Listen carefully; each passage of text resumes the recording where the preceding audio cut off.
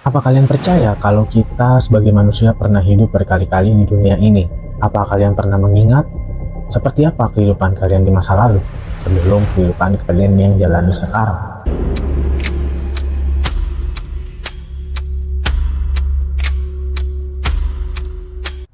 Menurut Wikipedia, reinkarnasi merupakan peristiwa lahir kembali. Yang dilahirkan itu bukanlah wujud fisik sebagaimana keberadaan kita saat ini. Yang lahir kembali itu adalah jiwa orang tersebut yang kemudian mengambil wujud tertentu sesuai dengan hasil perbuatannya. Mungkin bagi sebagian orang reinkarnasi adalah suatu omong kosong atau juga hanya imajinasi yang berlebihan. Tapi bagi sebagian orang juga yang pernah mengingat kehidupan masa lalunya sendiri merasa kalau reinkarnasi itu nyata.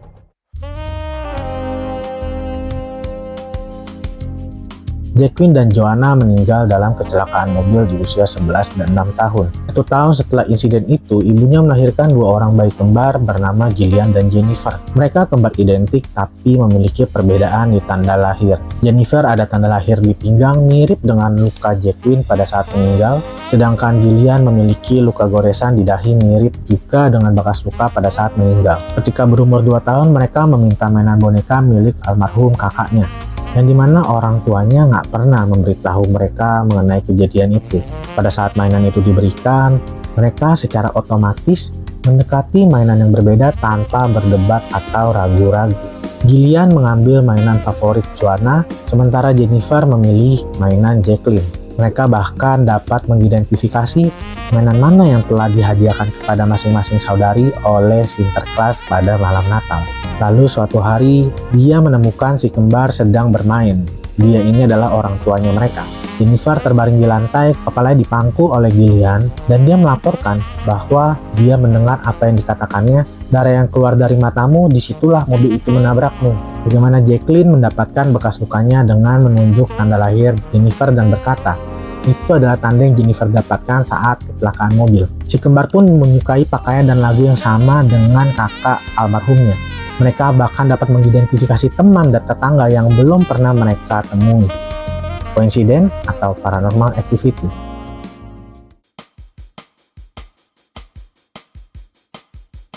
Pada waktu usia 2 tahun, James sering mendapatkan mimpi buruk mengenai pesawat jatuh, pesawat terbakar, tenggelam, dan meninggal. Orang tua mereka bingung dan menanyakan apa yang dilihat James dalam mimpinya. James menceritakan semua kisah dari model pesawat terbang hingga negara yang membunuhnya, The Red Big Sun, kata James Leminger. James juga menggambar sketsa peperangan, dan dia memberikan angka 3 James yang dimana ini sudah terverifikasi. James Houston Jr. meninggal pada 3 Maret 1945 pada saat tragedi Perang Dunia Kedua di Iwo Jima, Jepang. The other kids when they were younger say, I want to be a fireman, I want to be an astronaut, but I was always, I want to be a fighter pilot. I want to be in the Marines. That their son was recalling things that connected him to a Navy pilot who died in 1945. Can't get out, can't get out. And I sat him back up and I said, who's the little man? And he goes, me. It still makes my hair stand up. And Bruce said, what happened to your plane? And he said, it crashed on fire. And he said, why did your airplane crash? And he said, it got shot. Bruce said, who shot your plane? And he went, oh, the Japanese! Like a movie, compressed all into one frame. An air battle. Flak. A plane on fire. And his signature, James 3.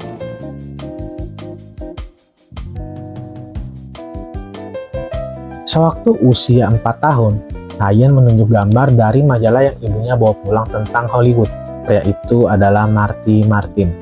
Ryan mengatakan bahwa dulu ia tinggal di Paris. Dia mengenal Rita Hayworth, bekerja di agensi di mana aktor mengganti nama asli mereka dengan nama panggung.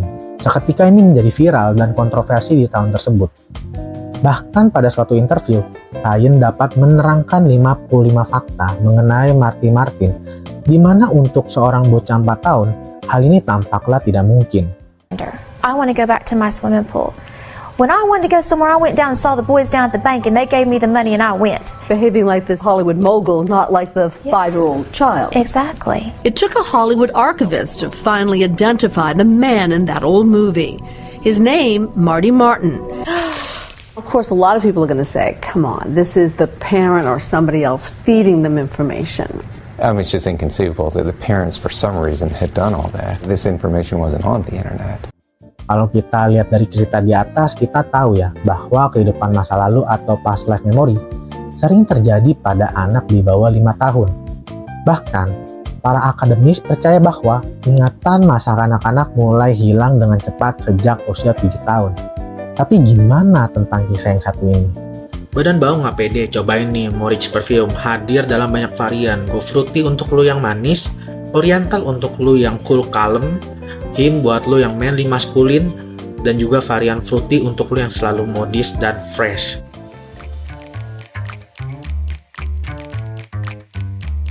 Dorothy lahir pada tahun 1904 di London.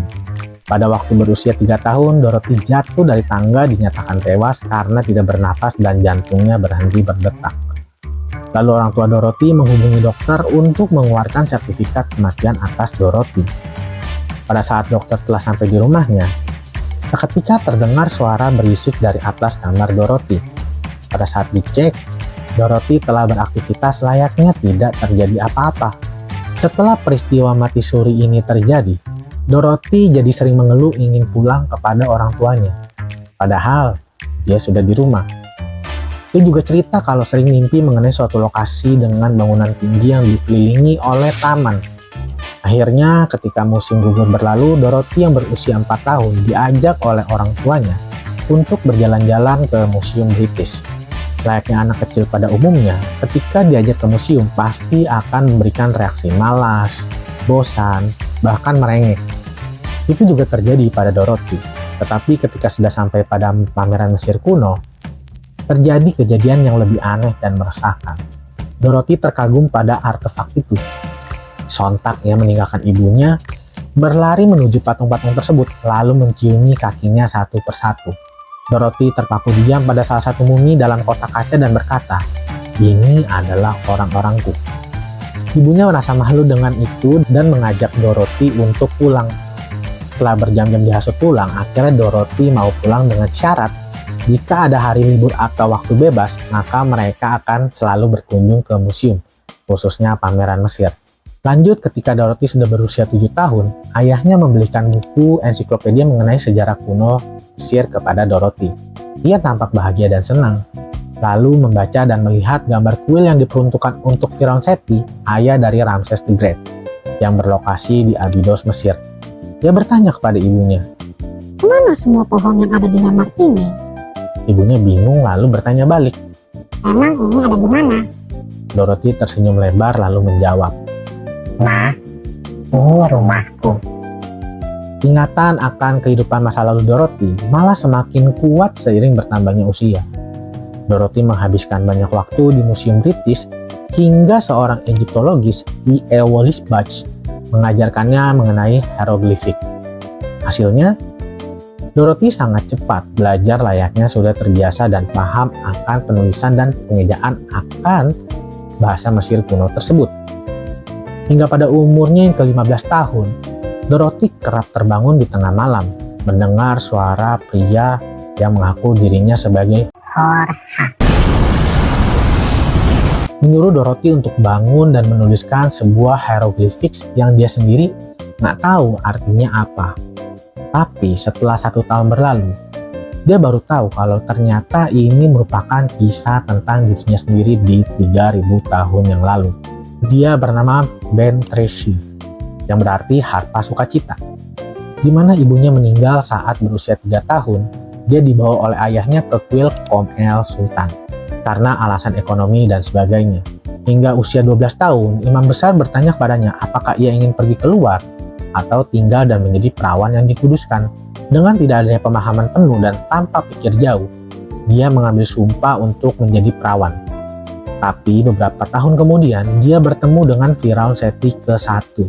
Mereka berselingkuh, Ben Tracy hamil dan melaporkan kejadian ini kepada imam besar. Lalu Imam Besar mengatakan kalau Dosanya terhadap Dewa Isi sudah sangat parah. sebelum diadili, Ben Tracy sudah terlebih dahulu mengakhiri agar Firaun tidak terkena skandal atau masalah atau kasus. Kita balik ke cerita Dorothy.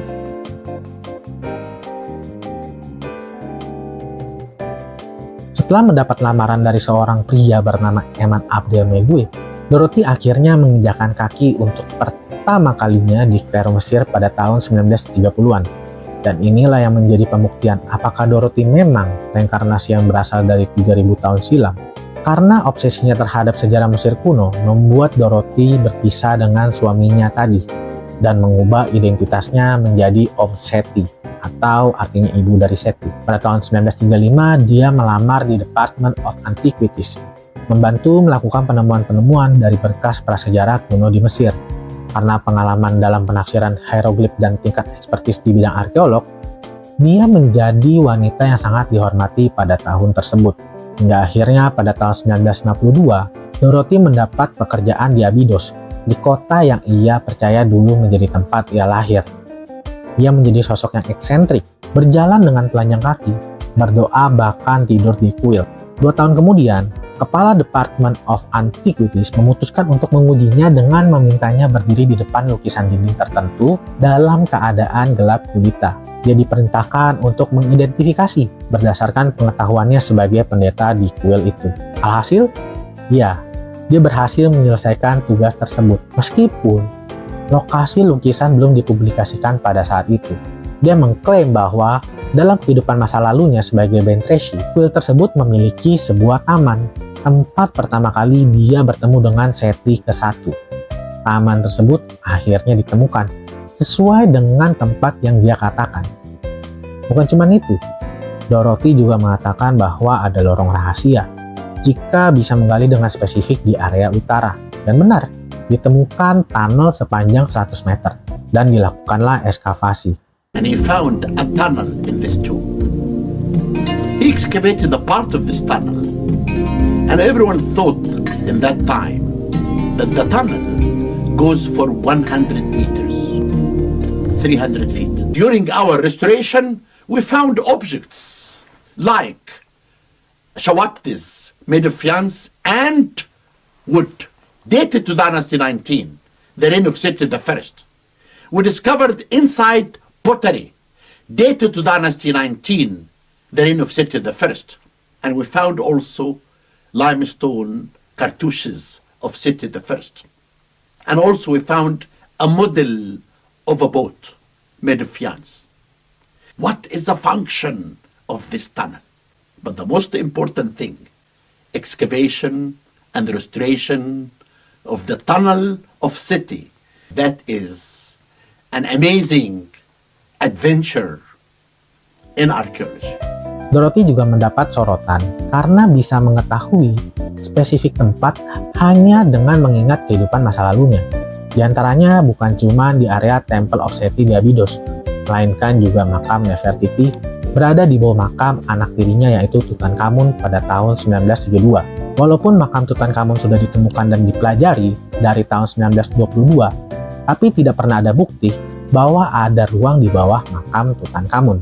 Hingga pada tahun 2015, radar imaging teknologis menangkap adanya ruangan persis di belakang daripada makam Tutankhamun. Here marks the 100th anniversary of the discovery of Tutankhamun's tomb. Was the tomb truly built for the boy pharaoh, or was it actually for a queen lost to history? What is hiding behind those walls covered with rural murals and hieroglyphics? A team of archaeologists, led by former Egyptian Minister of Antiquities, Mamdouh al-Damati, turned to high-tech radar technology to analyze the area surrounding the 3,400-year-old tomb. They detected evidence of an unknown corridor, meters away from the pharaoh's burial chamber that led to a 32-foot wide chamber. However, 3 years later, in a sudden scientific twist, a different team found evidence refuting the theory. Francesco Porcelli of the Polytechnic University of Turin and his team spent 3 years exploring the area around the pharaoh's tomb. The extensive studies conducted by the Italian team using ground-penetrating radar showed that the tomb did not contain any hidden man-made blocking walls, as was earlier suspected. Smithsonian Channel's documentary Secrets, Tut's Tomb, Egyptologist Chris Knowlton noted something striking about the design. He explains that one of the first things you notice when you come down the descending passageway of the tomb, you need to take a right turn, which is quite unusual for 18th century dynasty tombs, because in most cases, what you would expect of a pharaoh's tomb would be a left-hand turn.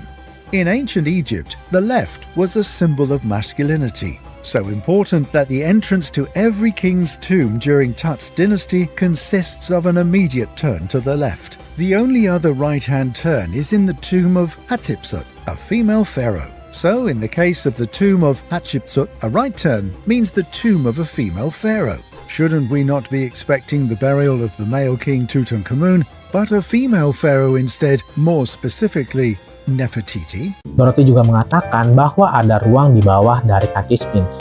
Earlier explorers discovered that there is a natural system of caves and tunnels under the Sphinx.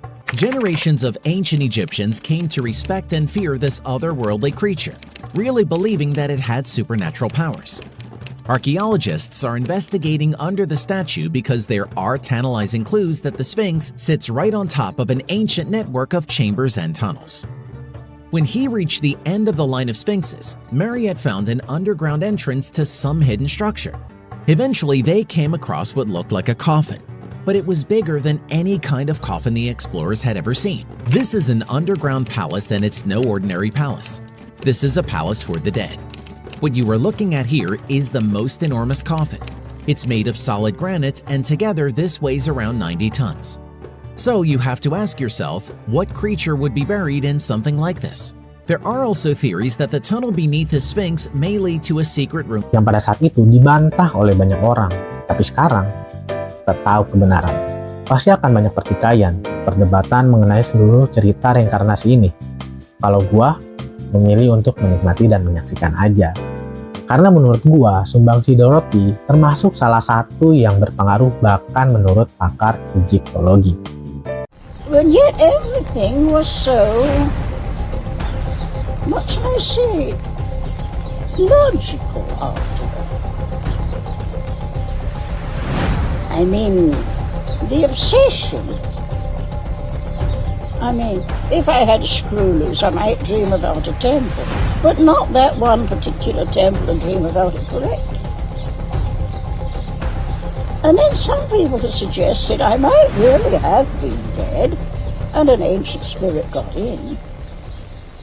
Makasih buat kalian semua yang udah nonton video gua. Jangan lupa untuk klik like, komen, dan subscribe sebagai bentuk dukungan kalian kepada gua. Atau kalian juga bisa langsung follow akun TikTok gua, yaitu di Hello Mori. Di situ kalian bisa DM langsung ke gua kalau ada berita-berita menarik. Atau juga kalian ingin mendukung channel gua secara langsung, bisa melalui saweria.co/Twitter. Dukungan berapapun yang kalian berikan adalah bentuk partisipasi yang sangat gua apresiasi, berapapun nominalnya, agar membangun channel gue menjadi lebih baik dan mengedukasi beberapa banyak orang lagi. Terima kasih, sampai ketemu di video selanjutnya. Bye-bye.